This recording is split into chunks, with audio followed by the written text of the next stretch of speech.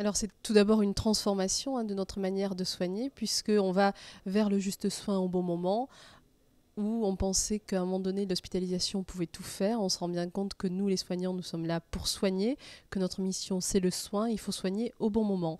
Dans la mise en place donc, de nos pratiques, en particulier, par exemple, je parle dans ce qui me concerne, la chirurgie ambulatoire, notre acte technique ne change pas. On opère de la même manière. Le grand changement, c'est l'organisation. C'est-à-dire qu'il faut préparer l'amont et préparer le retour à domicile de manière à ce que ça se fasse dans les conditions les plus sécurisées possibles.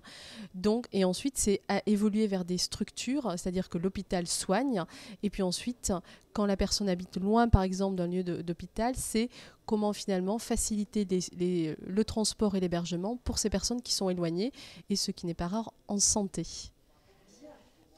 Deuxième question.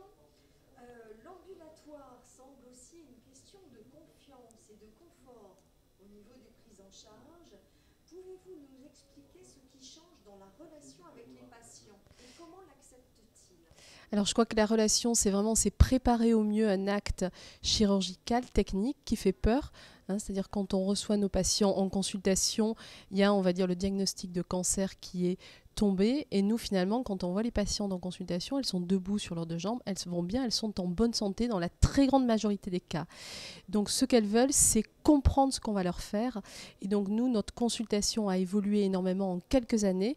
C'est-à-dire que c'est délivrer une information adaptée aux attentes des personnes, c'est-à-dire comprendre la maladie, comprendre les traitements qui vont être délivrés et comprendre, on va dire, l'aspect technique.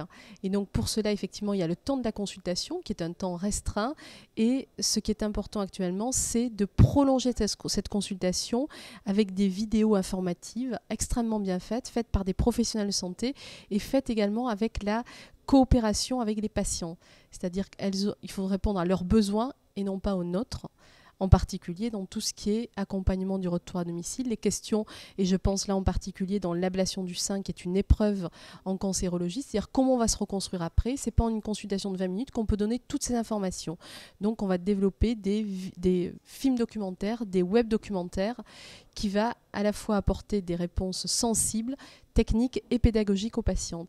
Et je pense que c'est une vraie révolution en santé, c'est que des professionnels autres que ceux de la santé, comme ceux du monde du cinéma, du documentaire santé, fassent un pont entre les professionnels de la santé très impliqués dans le côté, on va dire, très technique de l'information et des patients qui ont leur propre vie, leur famille, leur travail et qui se posent des questions sur leur corps, leur évolution après ce traitement-là et surtout le regard que la société va porter sur eux.